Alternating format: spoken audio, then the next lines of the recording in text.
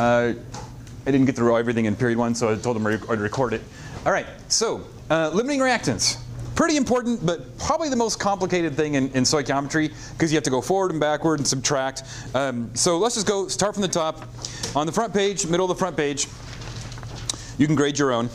The recipe for the gold axe is 3 gold ingots and 2 wood sticks, given to us by the relationship 3AU plus 2WS equals 1GX. How many gold ingots do you need to craft 2 gold axes? 6. Good. How many wood sticks do you need to craft 2 gold axes? 4. Good. Now assume you have 12 gold ingots and 4 wood sticks. How many gold axes can you make? 2. Did you use all your gold ingots? No, you did not. Did you use your wood sticks? Yes. Okay, so the ingredient that gets used up is called the limiting reactant. The ingredient that is left over, that is excess or extra, is called the excess reactant. What is the limiting reactant in your gold axe crafting? What's the limiting reactant? What got used up first? The sticks. Good. What is the excess reactant? Gold ingots. How much of your excess reactant do you have left? 6. Okay, so that's where things start to get a little interesting when you realize you have 12. You made 2 axes, so you only used up 6 of those 12 ingots, so you have 6 left over. When crafting a fence, 2 wood sticks and 4 wood planks combine to make 3 fence units.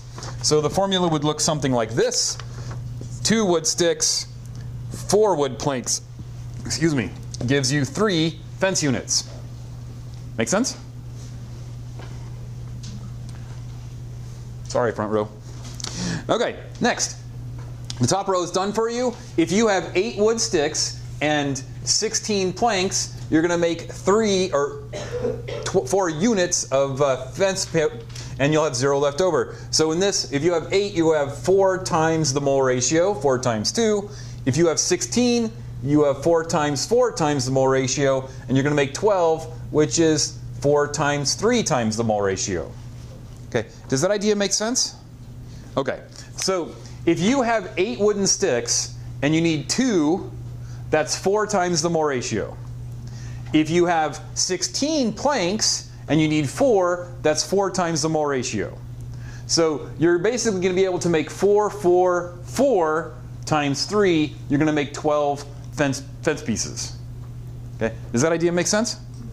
Okay, so completing the chart, if you have 6 wooden sticks, that's 3 times 2, the mole ratio.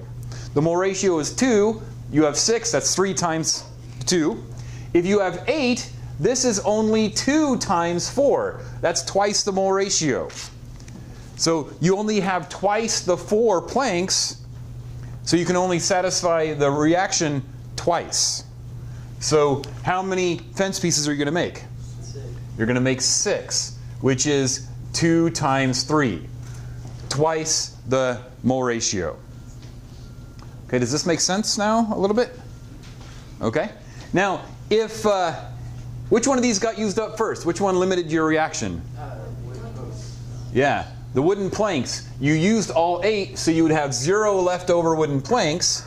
However, you could only make 2 of these, so you only got 2 times 2 of your wooden sticks, which is 4.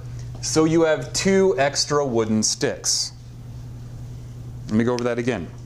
Since you could only make 2 times the mole ratio of fence posts or fence pieces, that means you could only use 2 of this, so you only had 2 times 2 wooden sticks, which is 4, which means you have 2 wooden sticks left over.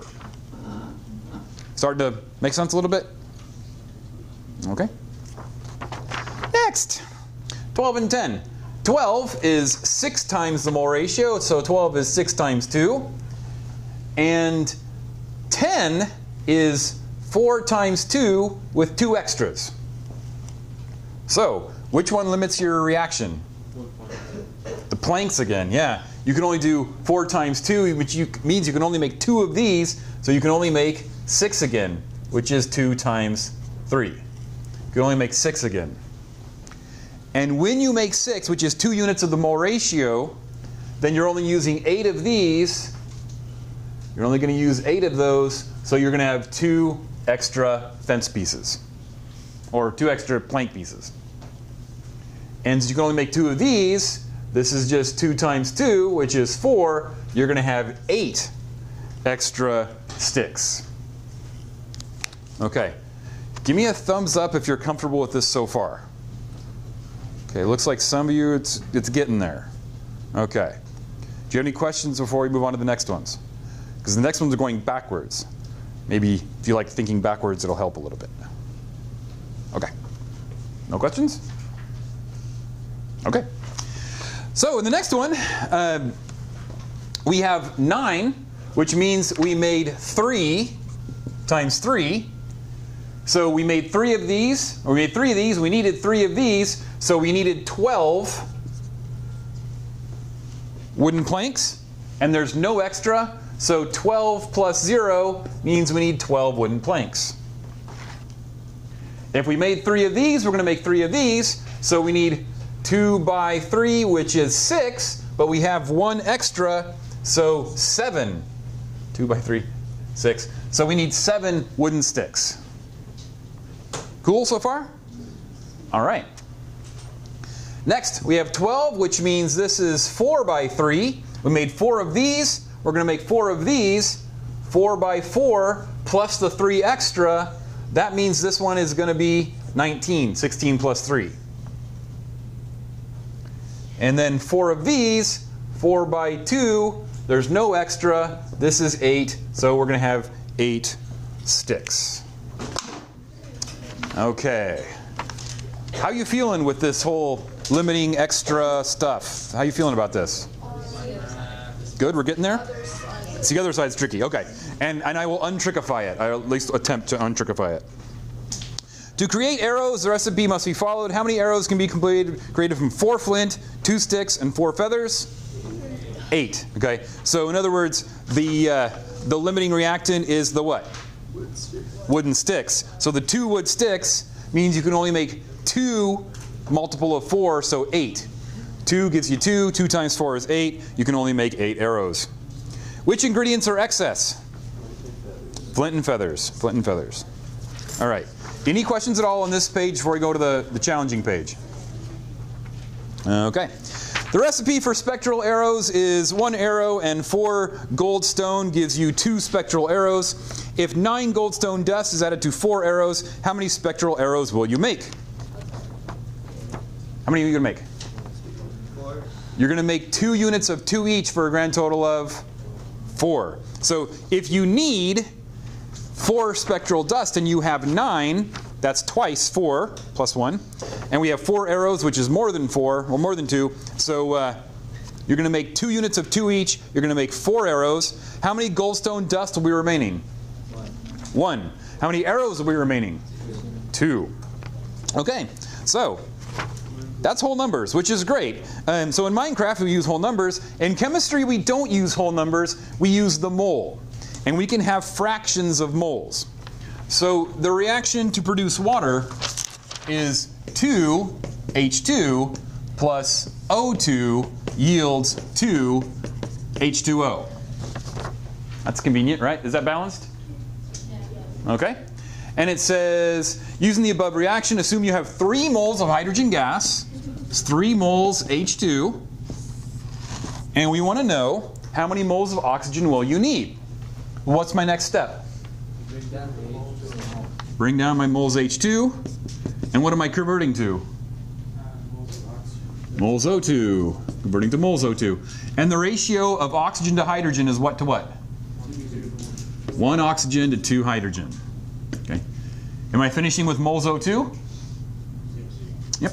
So 3 by 2 moles O2.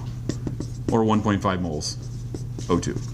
So the ratio is 2 to 1. 2 hydrogens to 1 oxygen. So if we have 3 hydrogen, we're going to need 1.5 O2. So far so good? Yeah. Water is the same setup. 3 moles H2. And you're going to put moles H2 here, but you're going to go to moles H2O for the second exercise. What is the ratio of H2 to H2O? Yeah, 2 to 2. So you're going to get 3 moles H2O. Okay. How are we feeling about that? Good. Feeling good? Okay, cool. Next, consider the production of sodium chloride from sodium and chlorine.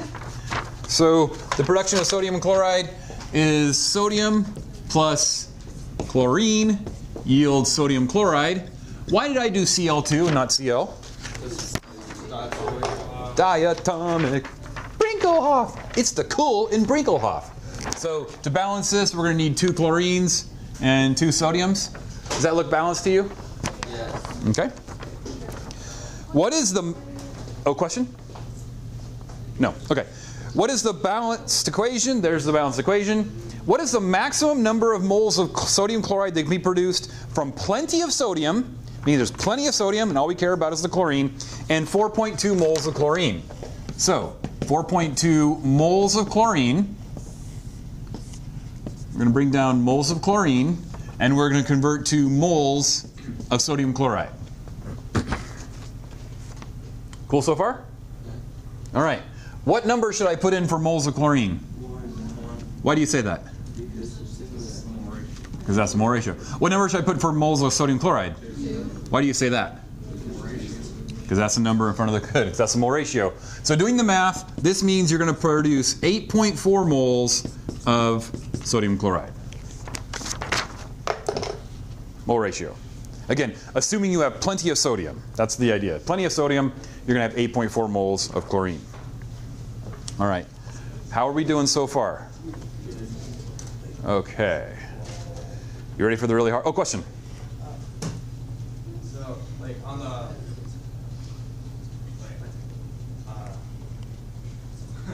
so there was the plenty of sodium in the 4.2 moles of chlorine.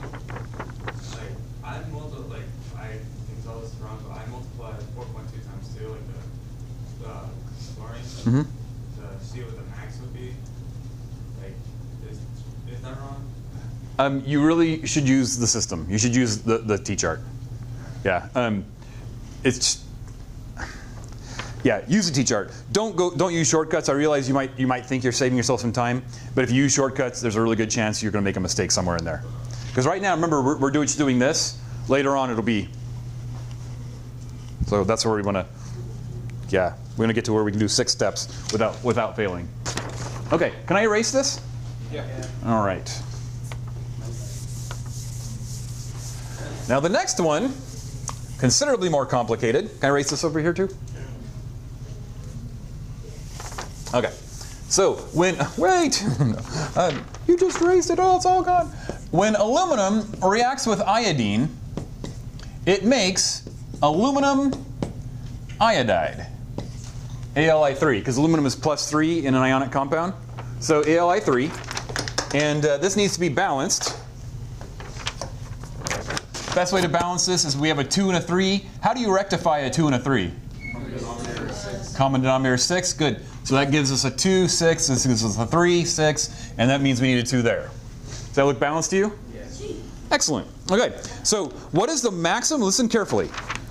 What is the maximum number of moles of aluminum iodide that can be produced from 3.5 moles of aluminum and 6.2 moles of iodine? Listen very carefully. When you are given 2 reactants, you need to make 2 T-charts. When you are given 2 reactants, you need to make 2 T-charts. So your first T-chart is going to be your 3.5 moles of aluminum. And your second T-chart is going to be your 6.2 moles of iodine. Okay. Both of them are going to end the same way. They're both going to end with moles of Ali3. Moles Ali3. This one's going to be moles of iodine. This one's going to be moles of aluminium.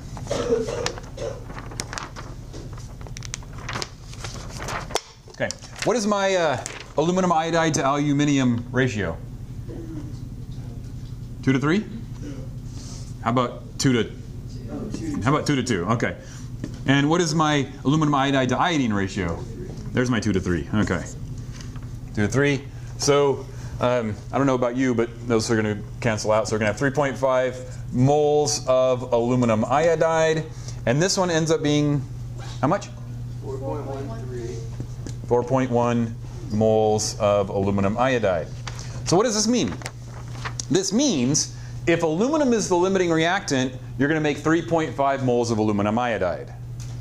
If iodine's the limiting reactant, you're going to make 4.1 moles of aluminum iodide. When you have a situation where you have two reactants, you make two T-charts and you choose the one that is less. Okay. Choose the one that is less. So our actual limiting reactant is going to be the aluminum. This one's going to be the limiting reactant. Iodine's going to be the excess reactant. Okay, choose the one that is less.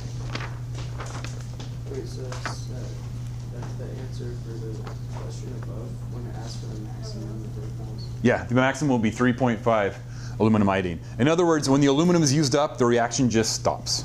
Yeah. So whenever you have two reactants, you always choose the lower one? The lower product. Not the lowest reactant, Yeah. the lowest product. Excellent question. Okay, how much aluminum in moles is left over? Zero. It all got used up. And the big hard one, the hardest question on here, and the last one, perfect because we have 2 minutes left. How much iodine in moles is left after the reaction? Question. Is it 0.95? It is. So to figure this out, what you need to do is put the 3.5 moles of aluminum iodide that you're going to make and put that into a T-chart to figure out how much iodine you needed. Okay? You're going to make 3.5 moles of aluminum iodide, put that into a T-chart to figure out how much iodine, how much iodine you needed. So the ratio is 3 moles of iodine, and this is 5 point something? 5.25. 5.25. Can I round that up to 5.3 moles of iodine? So this means you needed 5.3 moles of iodine to react with the 3.5 moles of aluminum. Then you just subtract. Okay. You subtract your 5.3 from your 6.2, and you get about 0.9-ish. Okay. What is the iodine? That is the iodine. So how much iodine in moles is left over? You started with 6.2, you used 5.3, and you were left with 0.9. Oh, wait, so for both of them are 0.9? No. The chlorine is, the aluminum is 0, and then the iodine is 0.9. Okay. Questions? Yes, please. Check it. Once you've completed it, showed your work, turn it in. I'll give you some points and give it back to you.